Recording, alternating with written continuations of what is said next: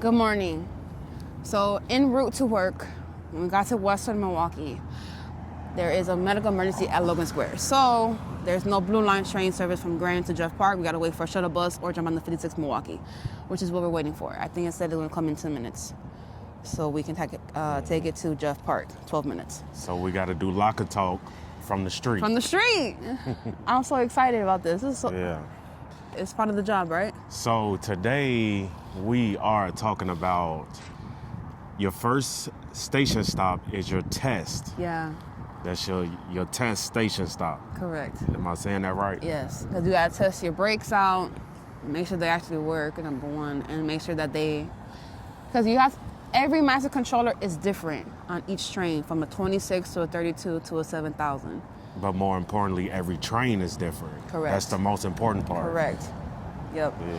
Because one train may brake better than the other end of the train or any other car. So go ahead. So what you want to do is, so if I'm leaving O'Hare and I'm headed to Rosemont, of course, I'm southbound.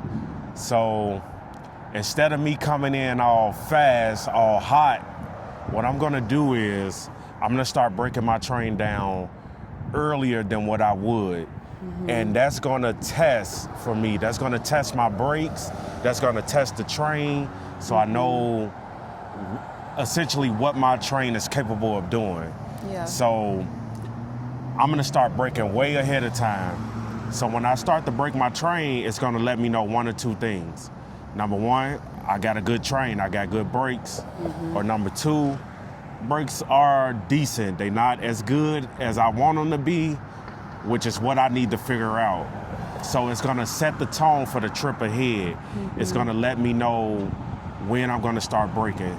So in my mind, I know my route, I know my landmarks, I know where I'm gonna start breaking my train down. But if I'm not as confident in my brakes in this particular train, what I'm gonna do is I'm gonna start braking a little bit ahead of my landmarks. Yeah.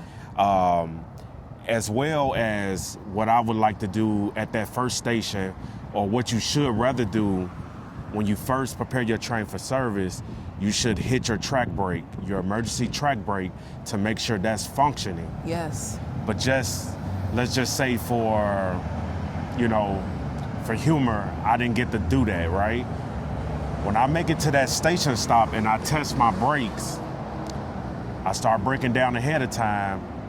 When I get into that station and I open my doors to let my passengers board in the light, I might sneak back over to the master controller, and I'm gonna hit that track brake just to test those brakes out. I will say also, another thing that I do, now that I'm on the AMs, number one, your train may be a heavy load leaving O'Hare going south. It may also get even heavier as you go along the route. So that's if you notice, like for me, what I do is if I notice I have a lot of passengers that board, let's say at Harlem or Jeff Park, I'm gonna now my next stop, which is Montrose, I'm gonna do another test brake or brake test, excuse me. So again, do I need to brake a little bit early now? Because now I have to consider and think about my train is heavier now. I have more people on my train. So again, my brakes are gonna work a little bit harder because now my load is heavy. Yeah, you make a good point. I didn't even think about that because, yes, that's true. You could definitely leave O'Hare with a crowded train. Mm-hmm. So you need to have that in the back of your head to say that when I make it to Rosemont, as I'm approaching Rosemont, I'm gonna start breaking this train down sooner rather than later. Right. And keep this in mind. This is what somebody taught me. You can speed as much as you want to. You can do all the speeding you want to. Yeah. When you start seeing that station, that's when you need to start breaking down. And what I mean by that is I'm the king of B1. As soon as I see something or I see a station or I know I need to start braking, I'm gonna at least be in B1. Which is I can start way before, like if I'm going 55, 60, and I know I'm finna get up on the landmark where I should start breaking my train down, I've become so accustomed to, I just know the feel of the train. I just go into B1 and I let the train start gradually breaking down. Yeah. And once I make it into that station, then I can say, all right, now I can start going into B2. And then as I'm approaching that 8th car mark, getting it into B3 and making a smooth station stop. Yeah. You don't always have to be going NASCAR fast and then I'm gonna brake on a dime and slide into the station at the 8th car mark. You can just start breaking down, getting into B1.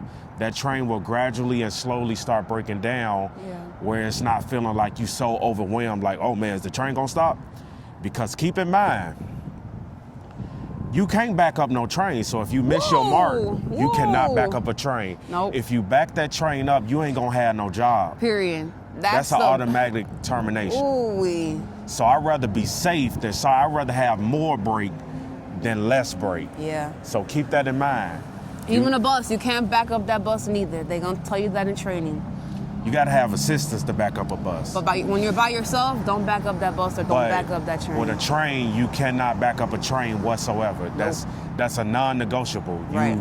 You will not have a job if you back up that train. If you back up a train, they're gonna take your keys from you right away. Yeah. And you gonna be sitting where the passengers at. You're gonna be demoted to passenger. I ain't never seen nobody back up a train and live the next day to talk about it. They gonna bring you up on charges. Yeah, not only are you gonna lose your job, but they gonna arrest you. So that's what you need to have in mind. You never can miss the mark because you cannot back up a train. Keep that in mind. Yeah, I mean, at the end of the day, you want to be able to provide a smooth ride for your passengers, but at the same time, it's not called rapid transit for a reason, right? Like you said, you don't want to come in NASCAR fast and then you having to hit that track brake the whole way in so that you don't blow the station. But at the same time, you want to make sure, like, again, test your brakes out. And when your load gets heavy, test it out again. And if you didn't get to check your track brake when you were leaving the terminal, do it at the next stop, the first stop. Make sure they're working. And I just thought about something. We saying the first station should be your test, but if you need to keep testing. No, for real. If you 3-4 stations in and you testing, by all means keep testing. Right. Because it's on you. At the end of the day, operations fall on you. You're the sole controller. You're the operator. This is your train. Right. If you like, man, I don't know about these brakes, I need to keep testing. Keep testing. I don't care if you 6-7 stations in. Yeah. Before you get comfortable. And that's just how it is. Sometimes you might be coming off your 2-day weekend and you might be like, I need to remember how to control this train. So that's understandable too. So by all means, if you a couple of stations in and you still testing, keep testing. Yeah. I ain't never seen nobody get in trouble for slow operations. It's slow but safe. That's true. If you need to slow down coming into your stations, slow down coming into your stations. It's safe operations over here. So, yeah, CTA's number one priority is safety. That's it, that's all. The message that's constantly played to us all day, every day is never opt for on-time service at the expense of safe operations. Yes. That's drilled into us. Drill it into yourself. Yeah. Pause.